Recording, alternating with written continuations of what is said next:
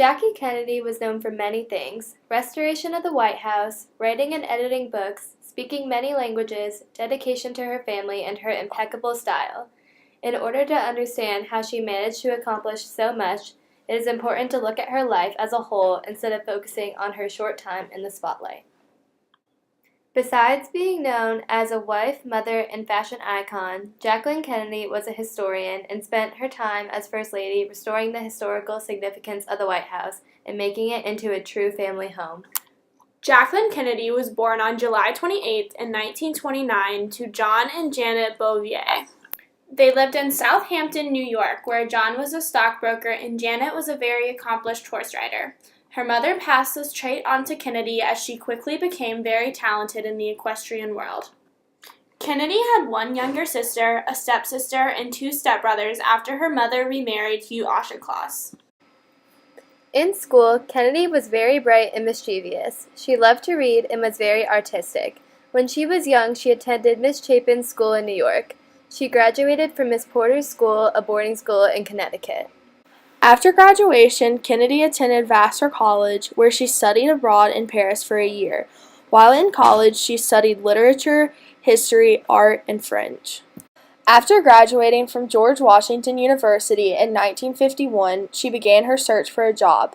She proceeded to take a job as an inquiring photographer for a local newspaper in New York City. This would be the only job she had for a while, except for being a wife, mother, and future First Lady, because she had grabbed the attention of an extremely popular senator named John F. Kennedy. The Kennedys married on September 12, 1953, at St. Mary's Church in Newport, Rhode Island. They later took a honeymoon to Mexico.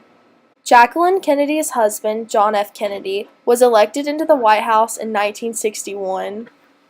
As First Lady, Kennedy had many goals she wanted to accomplish, such as a more elegant social season, a greater support for the arts, a nursery school located in the White House for her daughter, and the White House restoration. Out of all these goals, the one that Kennedy is most known for is the White House restoration. She wanted to restore the White House's cultural and historical significance. She emphasized that along with the White House, she also wanted to restore the country's cultural and historical values. Kennedy received help in this process from museum experts, government people, and private citizens. She had a decorating budget of $50,000, but quickly spent it. She received $1 million in antiques, mostly from donors, and she installed a private dining room, a small kitchen, and a nursery to make it feel more like a home. She collected furniture, paintings, and many more pieces to help achieve this goal.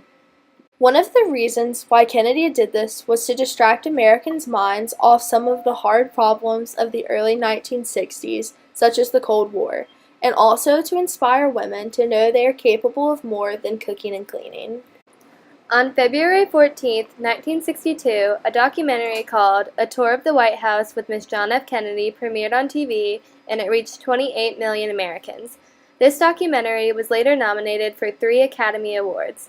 She wanted to show America the work she had put into restoring the White House and inspire them to show they could do the same with their homes. John F. Kennedy was assassinated on November the 22nd, 1963. He was traveling in a Lincoln convertible with an open top through the streets of Dallas, Texas.